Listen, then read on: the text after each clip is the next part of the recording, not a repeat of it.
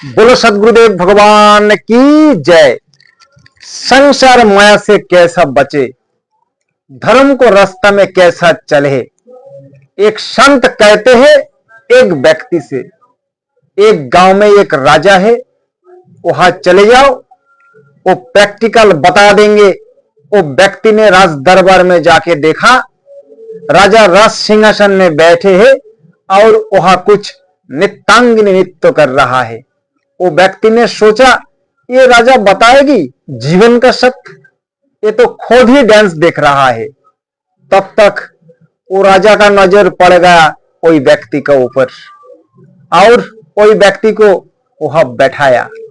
नृत्य समाप्त हुआ, राजा ने पास में बैठाया वही व्यक्ति को और पूछा किस लिए आए हो। व्यक्ति ने कहा राजा साहब, इस संसार में रहकर हम कैसा माया से बचे, हम कैसा धर्म का पथ पर चले, कैसा सत्य पर चले, ये बताइए। राजा ने कहा अब तो रात हो गया, कल चर्चा करेंगे, फिलहाल तुम विश्राम करो। पर वही व्यक्ति को एक ऐसा कमरा में लेटाया, ना वही कमरा का कोई खिड़की थी, ना कि लेटने के लिए अच्छी से कोनो जगह थी। बेड लगा था, बस इधर दरवाजा से जाओ और सो जाओ। वो आदमी घबरा गया। जो कमरा है वहां ऐसा एक तरफ सो सकते हैं, करोड़ भी नहीं ले सकते हैं।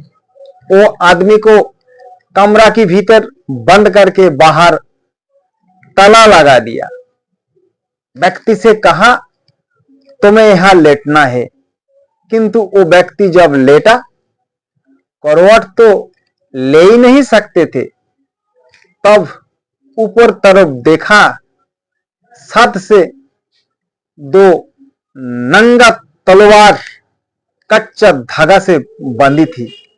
उस व्यक्ति ने सोचा राजा तो मुझे मारने के लिए यहां लाए हैं। उसका सभी स्मरण क्षमता हो गया। अब उसको केवल तलवार नजर आ रहा है और तलवार देखकर कांप रहा है। जो कब वही तलवार का धागा कब टूट जाएगा। लेकिन कोई पाप कर रहा है, कोई गुटखा खा रहा है, कोई बीड़ी पी रहा है, आदमी उसका नकल जल्दी कर लेता है। कोई झगड़ा कर रहा है, आदमी उसका कॉपी जल्दी कर लेता है। लेकिन कोई धर्म का मार्ग पर चल रहा है, उसका अनुसरण हम नहीं करते हैं। वही व्यक्ति राजा से एक ज्ञान लेके लौटा। जो व्यक्ति मृत्यु को सदाए देखते हैं वो कभी हारता नहीं। वो सबसे बड़ा विजेता है जो अपना मन, इंद्रियों और वाणी का जीता है। जो संसार को जीतने में लगा है वो तो सबसे बड़ा कायर और हारा हुआ आदमी है। हम जो चीजों से भागने की प्रयास करते हैं, पर भागने का जरूरत नहीं, जागने का जरूरत है। हम चेष्टा कितना भी कर ले, हम बच नहीं सकते। मौत कभी गड़बड़ाते नहीं है, मौत सबका शरण रखती है। एक राजा को मौत आके कहा राजा साहब 24 घंटा बाद आपको मौत होगा। राजा अपना घर में आया और सबसे कहा मौत ने मुझे देख लिया है, इसीलिए मैं घोड़वा में बैठकर दूसरा राज्य में जा रहा हूं। राजा 24 घंटा बाद दूसरा राज्य में एक पेड़ के नीचे खड़ा होकर देख रहा है, अब तो मैं सुरक्षित है, मैं हजारों किलोमीटर दूरी पर है और मौत मुझे देख नहीं पाएगा। थोड़ी देर बाद मौत ने कहा राजा तुम आ गया हो, यही तुम्हारा मौत लिखी थी, हम चिंतित थे। आपकी मौत दूसरा राज्य में लिखा है। वह राजा जैसा जाएगा, राजा मरेगा कैसा कोई नहीं जानता। तलवार गिरते ही उसका सीने में गिरेगा। उसका पूरा मन तन कोई तलवार की तरफ लग गए। हमारा और मेरा मौत का बीच सिर्फ एक कच्चा धागा है। वो व्यक्ति ने पूरा संसार भूल गया। कोई तलवार की तरफ ध्यान रखते हुए सवेरे हुआ और जब वही दरवाजा खुला और दौड़कर बाहर निकला, राजा को पास पहुंच गया और जोर जोर से सांस लेने लगा। राजा ने कहा व्यक्ति से, अच्छा रात में अच्छी नींद आया होगा। व्यक्ति ने कहा, कहाँ का नींद, कैसा नींद, हमें तो कोई पता ही नहीं है नींद कैसी होती है। मुझे तो मौत छोड़कर कुछ देखा ही नहीं रहा था। राजा ने बोला, जहां मैं बैठता हूं वहां भी ऐसा ही दो नंगी तलवार लटक रही होती है। सामने नित्य चलता है, सामने पूरा राज्य चलता है, पूरा दुनिया 24 घंटा चल रहा है, लेकिन मेरे शरण मेरा चित्त सदैव तलवार की ऊपर रहते हैं, जो मेरा मृत्यु लटक रहा है। मैं सब कुछ करता हूं पर मेरा ध्यान मृत्यु पर रहता है। इसीलिए मैं आश्चर्य से जीता नहीं हूं, आनंद से ही जीता हूं। मैं संसार में डूबकर नहीं जीता, मैं संसार से हटकर जीता हूं। जैसा कमल को जड़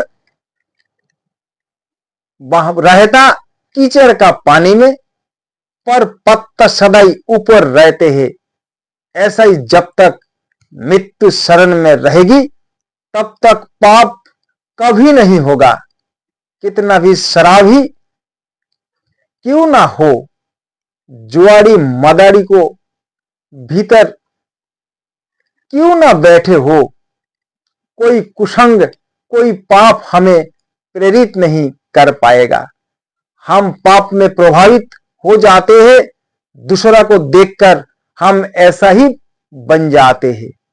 अच्छा चीजों को नकल नहीं कर पाते। कोई अच्छी जीवन जी रहा है ऐसा कहा कर पाते हैं। राजा तुम्हें धन्यवाद है, वो तुम्हारा घोड़े को भी धन्यवाद है जो तुम्हें समय पर यहां लाए है। मृत्यु ने कहा, तुम कहीं चले जाओ पर मौत तुम्हें नहीं छोड़ेगी। जिस दिन तुम पहला कदम रखे थे हम वहीं तुम्हारा साथ हो गए थे। हम तुम्हें एक एक घड़ी मारा, आज तुम्हारा फाइनल मारा है। एक नए जवान अगर मर जाते हैं तो आदमी बड़े चिंतित होते हैं, जैसा दुख का पहाड़ टूट गया है। वो मरा कैसा है, पर सदगुरु कहते हैं 20 साल को लड़का मरा कैसा है आश्चर्य नहीं। सदगुरु कहते हैं 20 साल तक ये लड़का जिए कैसे है, यही आश्चर्य है।